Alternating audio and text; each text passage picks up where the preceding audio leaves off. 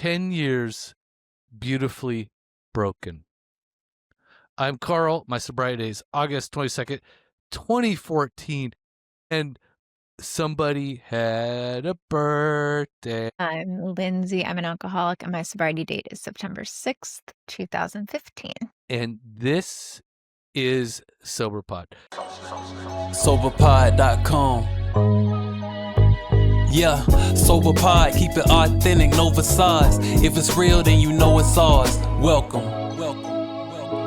SoberPod is a podcast dedicated to the idea that one addict or alcoholic helping another is crucial to building a life in recovery. Join us this season as we read from our book, 366 Effing Day Sober. And it's like our second time doing this. I feel like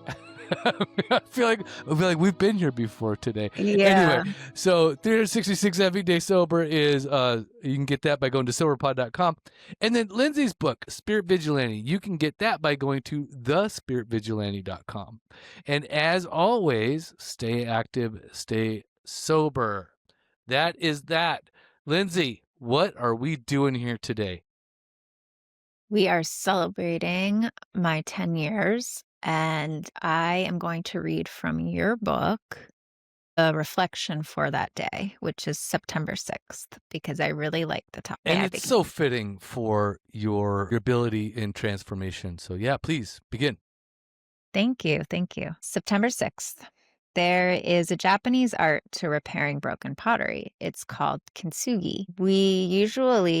The attempt to repair these broken items is made not because of the object's value from a monetary point of view. The decision to mend an item is usually based on its importance to a person. The repair adds beauty to the piece and becomes part of that object's history. It repairs the item and hardens it with a visible vein of gold, ultimately making the object more valuable in the process. Recovery is a lot like that for us. We are still broken, but we are now stronger in these broken areas before we were broken.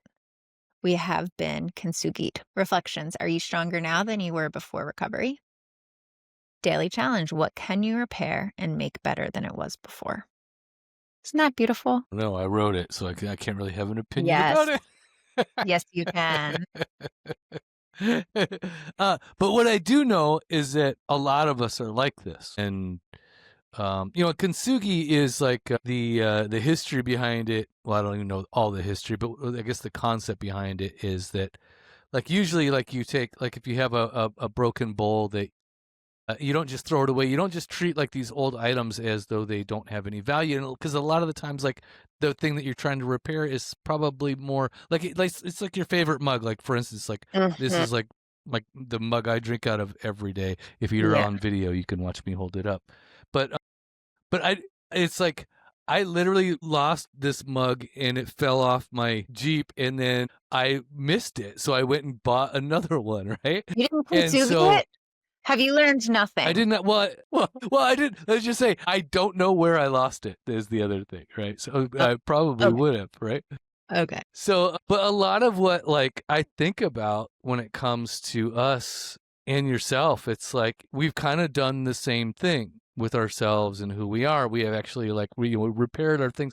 But one of the things that I think that a lot of people tend to do in recovery is that they try to cover it up and they put a new facade on that mug, quote unquote. They try to hide the fact that it was ever repaired.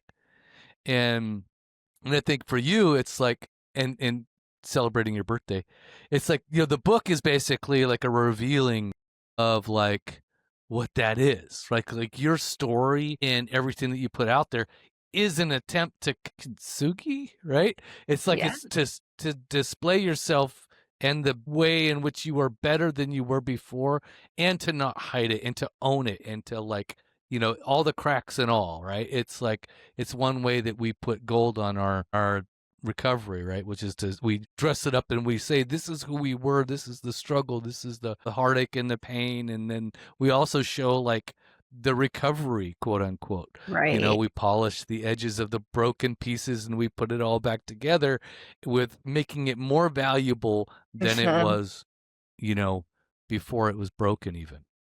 So So that's kind of what, like, I guess the idea behind it for me. So what about for you? How do you view that for yourself? And by the way, like, I wish I could sing better, because otherwise I would sing happy birthday. I don't like that song. So, but tell me, what did you do for your birthday first? I want to know, like, before we get into more of this stuff. What did you do Sure. for your birthday? How did that go? Sure. It's funny because I don't usually celebrate, but someone at the beach knew of my recovery date and asked me to lead a meeting. And little did I know it was during a major convention called Sessions by the Sea in Ocean City, Maryland. And so there were about 100 people at the meeting. And that's what I get for not wanting to celebrate. But I loved it. It was great. I love leading. It's more of the planning and preparing and inviting. Is I just don't usually do that. Which eh, do as I say, not as I do, because we celebrate not for ourselves, but to show that the program works. So I'm really glad that I did end up sharing and celebrating. So that was really nice. And you sent me a YouTube video earlier today about this episode. Carl and I do a lot of extensive research before all of our episodes. And take out that laughter. He's laughing about something else. Um, we're responsible reporters of data. So in the YouTube video that you sent me earlier, there was a quote that said, "Kintsugi is a method that doesn't disguise the mistake, but makes something properly artful from it." And I really loved that, properly artful, because I believe, as was quoted recently, that art is becoming the only truth. And so, like you said, sometimes we do put up a facade. As you said that, I was reflecting, and would love to hear your experience too. I think I kind of did do that at the beginning of my recovery, and kind of just wanted people to think this is how I always was, this responsible, sober person, probably more for myself than others. But then once I started digging into the past, and we hear from the book, no matter how far down the scale we have gone, we will find that our story can be used to benefit others. And so that's what I've found. And so I feel through this process, I just keep stripping layers and layers and being more open and more honest. And that's when people become really inspired by my words and can connect. So, and I think it makes us stronger too, keeping with the metaphor, the gold and the strength that comes in that of, I've been broken before. There's this kind of imperviousness that I believe we are granted through this process. But how do you feel? What's that experience been like for you? Yeah, more than anything, I think that as a recovering people pleaser as well, I think that that's a really hard thing for me. And, as somebody with a awkward sense of self and people pleasing, inflated ego, not necessarily like the ego that is like, I am great and grand or whatever, and again, it's the idea of like, the ego of self, right? Like it's not that I thought too highly or too lowly. It's that I thought only of myself, right? So that's kind of the thing, is like, I always wanted to project a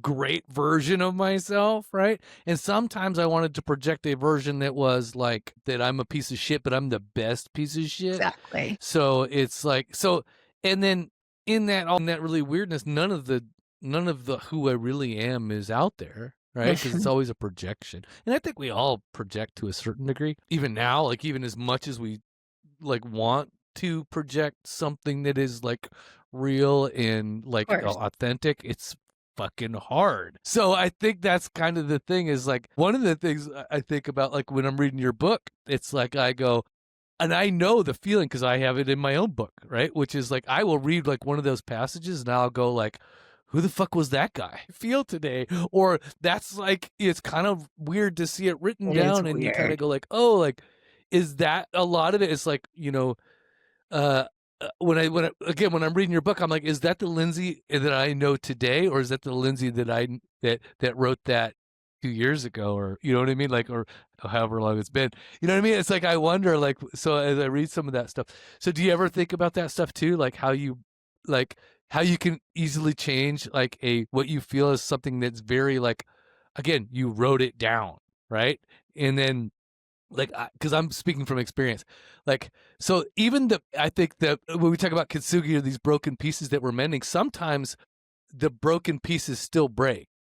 Sometimes the mended, it's an ongoing mending of broken pieces, you know?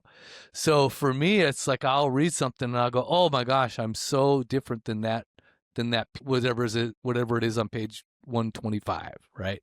So do you look at your book and ever think that way? Yeah, I interpreted at first of kind of my war stories and thinking, who was that person? So I thought that's where you're going with that. And that I definitely relate to, especially when I'm doing these book readings. I almost feel dissociated from that person anymore. And when I have that distance, I find myself crying and getting really emotional because I'm like feeling for that version of myself. You know, I feel so heartbroken for the 10-year-old version of myself, but 10 years ago version of myself. But as far as, you know, and that's a really good point, because sometimes I put out writing and I think I was a little reticent to write a book and publish a book because I was like, what if my ideologies change? But to me, it's just a timestamp of this is what I thought in this moment of time. You know, November 11th, 2024 is when my book came out, and that's where I was. You know, some of those things will stay the same as ongoing truths, and some of them will change. But yeah, I think that's all part of it, and growing. And then as more cracks appear, filling it with a different kind of gold, or maybe even putting it back together in a different type of way. Almost like there is no back together. It's a completely different piece of art depending on what we go through, right? Yeah, I think I found it very difficult to let my freak flag fly, if you will, right? Like, and just to be like truly like Yeah. what it took me a long time to even begin to put that out there. And I guess that's the other thing is like, it's not that's just the broken pieces. That's not the final piece of art. That's not the mending, Yeah. right? I think the Yeah. final piece of art is like whatever it is we are when we die, but we continue to mend, we continue to put gold on the edges and assemble it back together. It's an ongoing process. It's not like, you know, not like at 10 years you're now a solid vessel, Teapot. right? Like, you know, you're still continuing to be assembled, right? It's still an ongoing work of art, right? As they say. Right. So Right. I think that's interesting that, like, yeah. I think there's different degrees too. Like I do think it felt like the whole teacup broke at one point and there was more drastic measures to be taken. And now it's more like, I mean, you and I can go all day with this metaphor, so I'm just going to continue it. But like, there's chips and breaks and cracks here and there that we don't have to let completely break off until we start putting glue, you know, and we learn from that. But I do think in sobriety, what differentiates us from other people, not just sobriety, but any life altering event, is it does feel completely broken at first. And you're like, how am I going to rearrange these pieces? Because all I can see is something broken on the floor that has no chance of ever being recreated. Yeah, one of the guys that I read, Herb K. Do you know Herb K? Do you know who that is? No. He's written like a lot of like 12-step books and this kind of stuff. But one of the ways he describes it is like, is that you can replace like alcoholism or addiction with the word brokenness, right? And that's kind of like, I think maybe where some of my writing on the topic kind of comes into effect, you know. So I relate a lot to that because it is true. It's like by the end, like all I knew was brokenness. There wasn't a lot of like, you know, there was a break somewhere and it certainly did not feel good. So and then, you know, and as it relates to brokenness, it's like there's like, you know, there's mending, there's pieces, there's work that has to be done after all that. There's cleanup, right? So whatever that means. So talk to me more about that. Like what does what does putting it back together, making it look or making it worth more than before it was broken, what does that look like? And how does Kintsugi work in your life? Kintsugi. I think oddly enough, caring less and less about what it does look like and mending those pieces. My 10 years, celebrating 10 years wasn't this bells and whistles and parade that I might have expected or pictured at year one. It's just this very quiet inner peace that's so valuable to me. So I think in this situation, it's more like that work I'm doing on the inside that will make the outside shine and be beautiful and show up where it needs to help other people. Yeah, caring less and less what it looks like, because then I can't focus on the art as I'm making it if I'm always looking over my shoulder of like, what does this person think? What does that person think? So I don't know if that makes sense, but yeah, just a lot No, of, it does. It's just that yeah. it says to me that it's like, it's not necessarily, it's like, it's more about, it's not about the result. It's about the work, right? It's Yeah. about like, you're Process. just grabbing the next piece. Yeah. Whatever that Mhm. may be and working on that. And you're not necessarily looking at the final form. Yeah. By the time you're done though, it will, I guess, as you do look back, that's the idea, right? Is like, so as you look back at 10 years and you do take the opportunity to say, let's compare it to what it used to be. Again, that's what I was saying, looking back at your book, it's like you're definitely even a different person than you were in your book, right? You have different attitudes and opinions and maybe a Yeah. different perspective. Like if you wrote another book today, it would be a very different book, right? So Yeah, and that's what I I'm really working love on about another that book, stuff is which like, is because yeah. What I'm working on right is what? now. I'm working on another book right now, as I told you last week, I think, and it's about this inner space. So it's very fitting what we're talking about. And that's probably why it's on my mind, like navigating your inner space. Mm-hmm.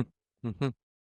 So as you look back on your 10 years a little bit, looking back to day one, comparing to 10 years, so taking that snapshot, how do you feel you've grown or like it made it better, right? Like how do you feel like that you're so much more stronger in certain areas than you were others?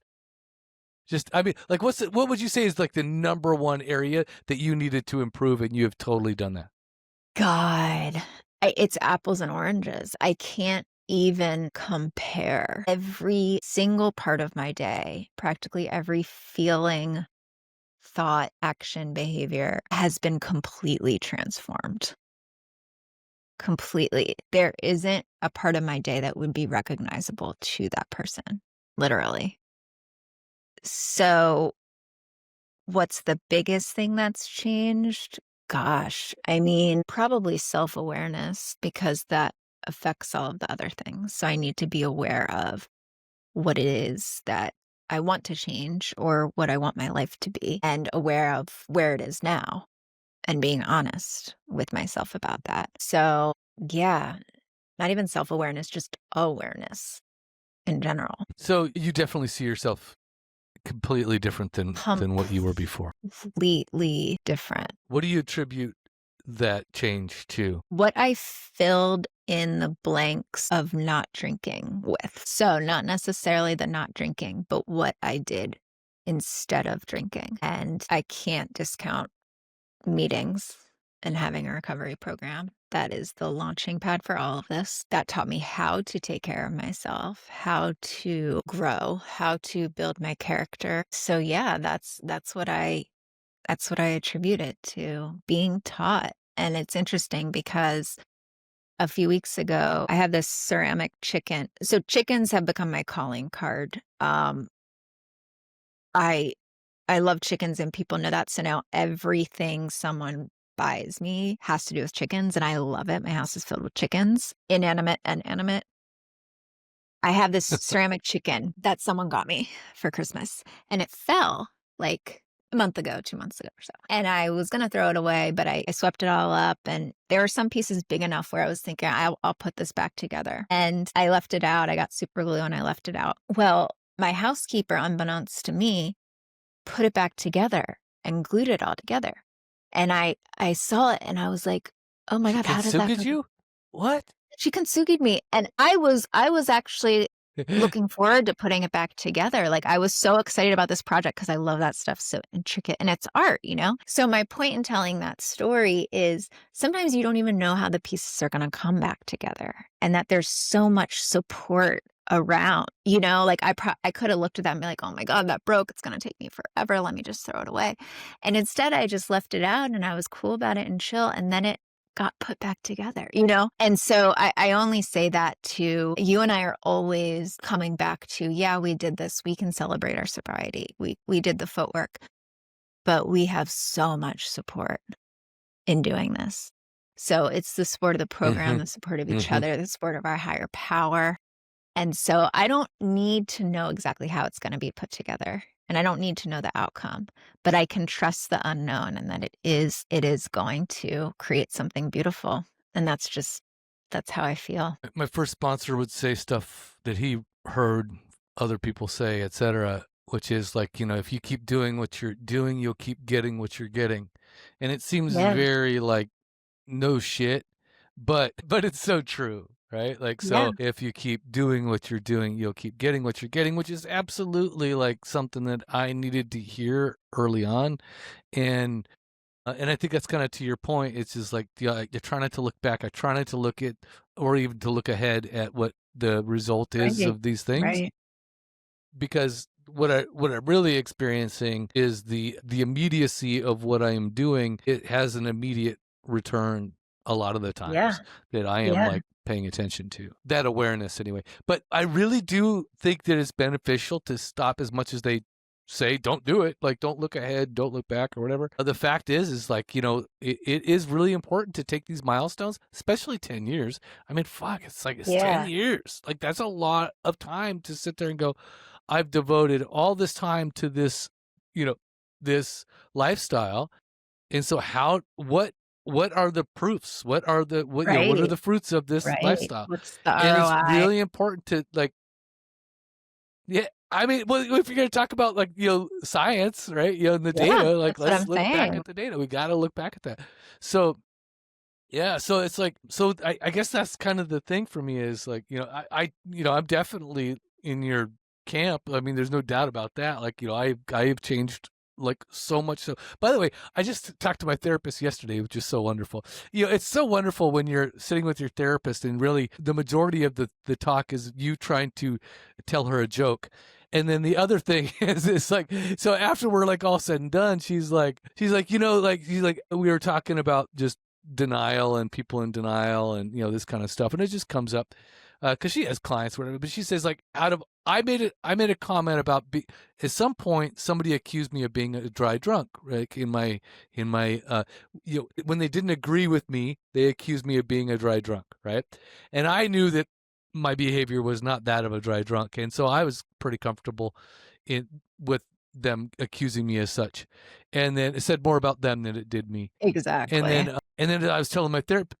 And so my therapist was like, well, tell me about that, of course. And I told her. And at the end of that, she basically goes, look, out of all of my clients, you absolutely are like, you work the tools. You actually do way more than any of my clients ever do. So she goes, so I would never, ever, I just want you to hear you are never a dry drunk, right? Like that kind of a thing. That's amazing. You know, and I was just like, thank you. Somebody who's been listening for hours. Yeah, no, it's super cool. She doesn't listen to the podcast though, so I don't know. No, I'm kidding. But no, but I guess it's just always nice to have somebody. Yeah, I'm thinking about fire. But no, it's always nice to have somebody reaffirm for you outside of your own perspective. And that's always nice. So has anybody in your life come back and reaffirmed with you in like, you know, to give you a little bit more perspective and to help you see the difference or the change? So many, and not even meaning to, just things that people say of like, you helped me so much. And my sister, especially, she says, I learned so much from you and I'm amazed by you every day. And you taught me that I don't have to drink either. And she's not an alcoholic, but she just would find herself at parties drinking because everyone else is. And she's like, you showed me that I literally don't have to do that. And I thought I did.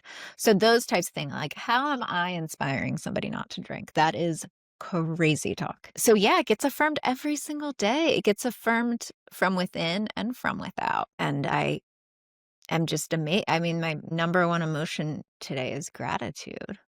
But I was going to ask you similarly, like if 11 years ago, because you just had an anniversary too, not too long ago. So if 11 years ago, Carl saw your day today and experienced your day today before ours, what would be the most surprising or shocking thing to them about what you're doing? The amount of masturbation. I I think knew that's. you were gonna I'm not kidding. take it I'm kidding. seriously. You do have to say something. Yeah. I How can I knew take it. that seriously? We need to unpack that. Actually, unpack that with your You know, therapist. that's what I was telling her the joke about. I figured. So yeah, exactly.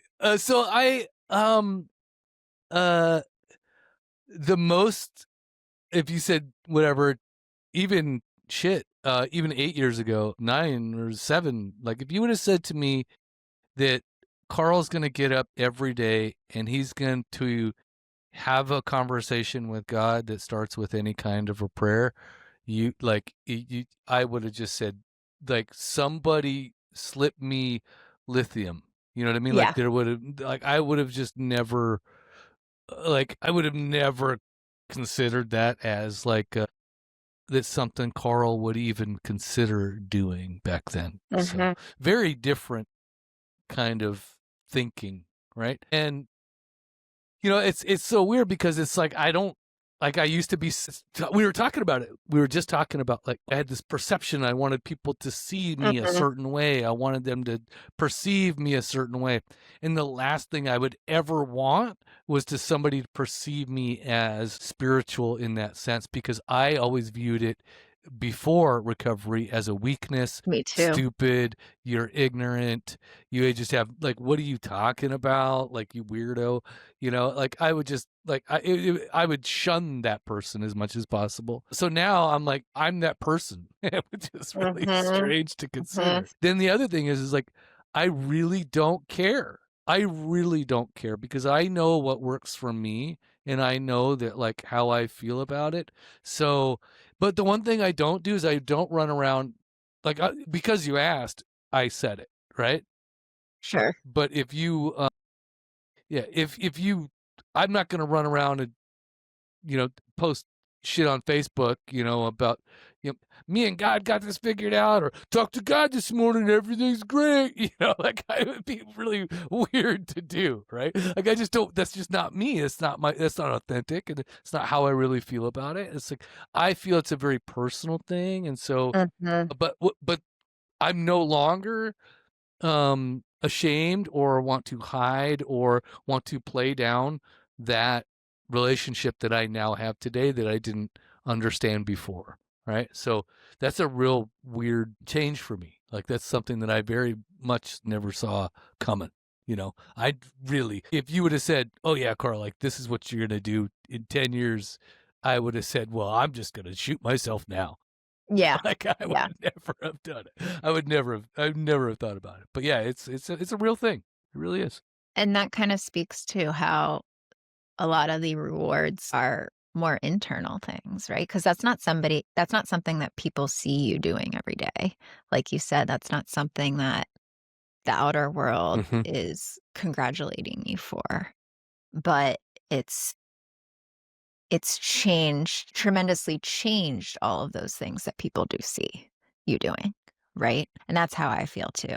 It's the internal changes that I can't describe to someone. I didn't know that this level of peace was possible, this level of serenity, nor was that my goal coming into all of this. I didn't know that's what I wanted. I didn't use the words peace and serenity. I didn't know that's what I wanted either. Yeah, I wasn't like, I had no clue that's what I wanted. Yeah. No, go ahead. Go ahead. I had no clue that's what I wanted. I just knew what I didn't get, right? And so it was like one of those things where it's like because I never understood how to even acquire it at all on any level. So I didn't know that you had to change everything in order to make that happen. Otherwise, I would have done it a long time ago, because to me, it was like, it's like that level of peace and serenity and, that calmness that I would not trade that today. Like, it's so funny. I really thought about like this morning. I don't know if it was in the shower or if it was like maybe going to the bathroom. I don't know when it was, but I just thought like how peaceful, like my thoughts, thinking, existence is, and that it's like I was just like I was opening the windows and letting the air in, and I was just like I was like freaking like Snow White. Yeah. The birds started gathering my little cloak, Yeah. or whatever it was. But yeah, it definitely I felt grateful and thankful in that little moment, right? So yeah. Yeah. Like, So I here's an get it. example. Yeah, but I had no clue about what it was. Yeah. By the way, there's a little delay. There is a delay. Yeah. So I'm trying to make Yeah. space for that, but I'll keep going with this train of thought Me and too. then I'll pause. But so I had no idea that on a Sunday night I would be showering mindfully because it was a Pisces full moon and being so present and so grateful for water coming out of a wall and cleansing me and hot and just feeling every single cell, like the presence. I wouldn't have thought that after that shower I would put on a white dress and meditate and pick an oracle card and ask the universe for guidance and feel so aligned. That just, if I saw a snapshot of that whole thing, like who even is, like what Palo Santo around the house and crystals. And that's what I like to do. Yeah, so for the handful of dudes that started whipping out the Jergens during all that description, can you just please put it away right now and just stop? I'm sorry, Lindsey. What is that? What you're saying because it's so unattractive? Or are you saying it's not turning like, on? Or it's it is? like, all right, boys. I I get into the shower. Sorry. that. Okay. I was thinking the crystals. Okay, I forgot about that part. Poor dudes. It was very sensual. Either way. So, no, I bet. I'm sure that those dudes are like rewinding 30 seconds to get there. Anyway, so I just want to point out, yes, you're dealing with somebody very immature, and I'm so sorry, but that's just how that works. I'm sorry I have a dude's brain, and it just happens to think that way when you're talking about those things. You're so welcome. Anyway, you dudes are welcome out there too. See, you can totally get sober. You can totally do better and still think these terrible thoughts and still live your life. Everything is going to be okay.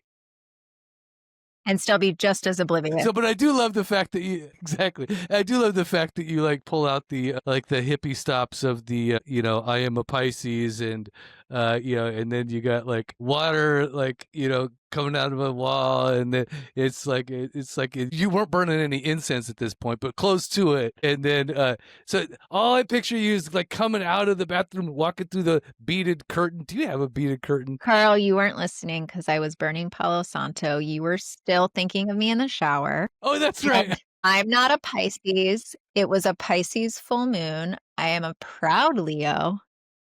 You're still in the shower with me. How funny it was. But do you have a beaded curtain or not? I don't. Well, I'm gonna have to send you a beaded curtain as soon as I save up enough money. So, because I'm so not the hippie dude that you are. You're like so hippie, and I love it so much. Thank you. You got your chickens. And we're talking about Pisces and scents and all that good stuff. Okay, so now that's not who you were before, right? Before you got sober, you would never have done any of this stuff, right? Yeah, that's my point. Yeah. I wouldn't have. So what do you think? What do you think of this person? Like, what would the old person think of you today? What would the old person think of you? Odd and boring idiot. I used to think I used to like going to my cornhole league, which of course I was the champion of 2 years in a row. Cornhole is that game with the beanbags, a drinking game. And well, it can be, it was for me. Every game was a drinking game. And so it was at this bar, and I think I might as well just it was at a bar called Barking Dog, and next to it was a yoga studio called Down Dog. And I used to watch these people walking in with their mats on a Wednesday night doing yoga and just thinking, because I didn't do yoga at that time, just thinking their lives must be so boring. And I'm so much cooler than them because I'm playing cornhole on a Wednesday night. Because I am the cornhole queen. I was the cornhole queen. And so I have since my jersey's probably hanging from the rafters of the bar because I'm retired now. But then I'm, the one going to yoga. And that's just so weird. Like that juxtaposition, literally from the Barking Dog to Down Dog, right next to each other. So yeah, all of that to say I would not have recognized that person. I would have I don't even think I was exposed to anything like that to even judge it. I just would be so confused and bewildered about why anyone, like there's no guys there or alcohol. So why would I want to do that? Mm-hmm. And now I'm not even thinking about guys when I'm talking about being in a shower. So you talk about the process of getting sober and lessons learned and like the tools that you did in order to make that transformation. So you talked about going to meetings. You talked about doing, 12-step plan. You've even talked about like in the past, you've talked about learning from your sponsor, et cetera. Mm-hmm. What did you do above and beyond that was contributed to this change, or like what kind of attitudes or just way of thinking that helped do that throughout the 10 years? So I touched on it. Yoga, ways to move my body, I think that the program opened a door for me for a lot of different things, which a lot has to do with health, mind, body, and soul, and expansion spiritually, figuring where I can be of service beyond to recovering people. Certainly creativity, and we've talked about how we think generally that maybe addicts and alcoholics have some kind of need or talent or gift they're not satisfying. So certainly exploring that, learning that I loved writing. I didn't know I loved writing. I did when I was younger, but that wasn't cool. And so I squashed it down. I was always trying to pretend I wasn't as smart as I was, that I didn't love doing book reports when everyone was like, I have to finish that this weekend. And I'm like, oh, I did it the first day because I was so excited. So embracing those parts of myself rather than playing small. So yeah, I think I think I did kind of go above and beyond, but it was this natural progression of taking risks and taking chances and learning what I like and what I don't like. Certainly being in nature. None of these are crazy concepts. I think a lot of people in the program do it, but now I run a wellness studio. That's crazy. That's crazy talk to 2015 Lindsey. And you're Aquarius, Pisces. I forget which one it was.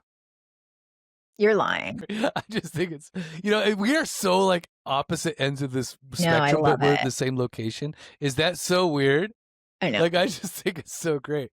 Like, because I think the inner life is such a really beautiful thing, right? Like, so I think there's like I think spiritually, like we are very much in the same vein, but I just think that we get to play in the world very differently. And I just think that that's very beautiful. But look at me. I sound like a hippie already. Look, you're making me sound more like you every day. You know that, right? Emerson. Okay. So I guess I'm curious, like, so say, how old were you when you got sober? Gosh, how old were you? 27. You were 27 when you got sober? Holy shit. That is amazing. So there are a lot of young ladies out there. There are a lot of young women who clearly you are listening because they're in the same boat and they were in the same position that you were in. They were running around throwing bean bags at the fucking Downward Dog and hoping for their cornhole queen. And so what would you tell those young ladies out there at 25, 26, 27 years old that are thinking about getting sober? What would you tell them first and foremost, what's the most important thing for them to do? The bars are not where it's at unless you want your life to keep feeling like it is, and you will not grow in bars. That's where I spent most of my time. I'm not even kidding. Like most of my waking hours that I wasn't at work. And if I went there right now, all the same stuff would be happening. You're not going to miss anything by not sitting in the bars. So I know it might be hard to picture another world right now, but there's something, and it might not look at like what I'm talking about. That might never interest you, but there is something to explore within yourself that no drug or drink or high or man or person will ever be able. Or woman. Yeah, that's why I said person. I'm politically correct. Carl, don't you cancel me. Or animal. Or vegetable. Or mineral. That's questionable. Will be able to provide you. And once you can fill that need yourself, not that we exist in vacuums, not that it's going to happen alone in isolation, you can experience so much more, and you are worth so much more than that. So trust the process of wherever you are and start doing the next right thing, whatever that looks like for you. Ask someone for help, and you can have a beautiful life in spite of and because of your brokenness. The end. Yeah, I was going to say mic drop. Yeah, it's beautiful. Okay, Lindsey. So I don't know how this episode is going to work out because we had a lot of delay and a lot of like weirdness in the things, but hopefully it comes out good. Hopefully it uploads good. We will see. So I guess I don't know where do we go from here. We want to wrap it up. We don't want to sing happy birthday, but I guess what would you tell the young lady with 5 years? Quickly, what would you tell the young lady with 5 years of sobriety who is listening and who is thinking about, I don't know, like dropping out of the of doing recovery, and she's had enough, and you know what, it's just too much catty bullshit, the cult is not serving her, like, you know, what would you say to that 5-year person? Trust your truth, or are we not there yet? Perfect. Okay. I mean, however, if that's what you would tell the person with 5 years. So, do you want to start that over? Do you want to do that over? No. That's fine. Is that what I was expecting? I was expecting Okay, you to be like, I thought you were prompting for my tagline. No, I was thinking about like there's the young person, and then there's Okay. like the person who has some time, and then I was thinking about you know what I would tell myself. I feel like I've given so much advice. I want to know what you would tell the 5-year person. I'd say give up, throw it in, go have a drink. They in the rooms they basically say, don't kill yourself in the first 5 years because you're gonna be killing the wrong person. I think at 5 years, like I literally am just learning about who I think that I am, right? Right. Like I am just getting to know who I am at 5 years of sobriety. So a lot of these people that are like, hop into recovery, they get into a groove and they think everything is good. They stop going to meetings. They stop doing the work. They think that they can kind of ride it, that they've kind of gained everything that they think that they are getting. And I'll tell you, a lot of my more inner work or my quote unquote recovery started at 5 years. Right. It didn't it didn't end at 5 years. So for me, it was a 5 years mark was like a very like huge spiritual opening and eye opener for how I was going to move forward in this world. And that's when I really started to get to know myself. So they say, don't kill yourself in the first 5 years. I say, don't kill yourself, at 5 years either. Forever. I really was like, yeah. Well, I mean, or there's that, or ever. But you know what I mean? Like, it's a real thing. It's a real thing. Don't give up, man. Like, keep going, I guess is the idea. Yeah, I would say do something today that or what action can you take today that your future self can thank you for? Okay. Mm-hmm. Perfect. Okay, Lindsey, that's it. That's all we have. Because, I got a meeting in like another 15 minutes. And then, so You're gonna need to And we started Kintsugi late. the hell out of this episode. No shit, I'm gonna have to like cut all this episode where it's broken. Okay, so don't forget to like, subscribe, follow, share, and thank everybody for I had in like the last month we've had like 2 $20 signups, which is so cool, right? So helps us pay Awesome. the bills. So that's very awesome. So thank you very much for your people doing that. And then Lindsey, what would you say to the kind, loving, helpful, glorious, repaired, less broken people out there? Trust your truth. And I say stay active, stay sober. See ya. Soberpod.com. Yeah. It was a sight to see them. Yeah. Breakfast with Sprite and Seagrams. Wrestling with my vices, exercising my demons. My blessings were blocked, so I never got the message. I'm stressing, I'm only 12 steps from an exit. Damn. Regret it, because my imperfections were perfected. I ain't run from it, I accept it and rep it. It's a badge to me, good stories come from a tragedy. And when you survive, the glory will come in Act 3. The wait's over, 366 days sober. Morning affirmations that can start the day for you. Use my favorite bookmark for a placeholder. Finish when the day's over. Okay. Yeah, sober pod, keep it authentic, no facades. If it's real, then you know it's ours. Welcome.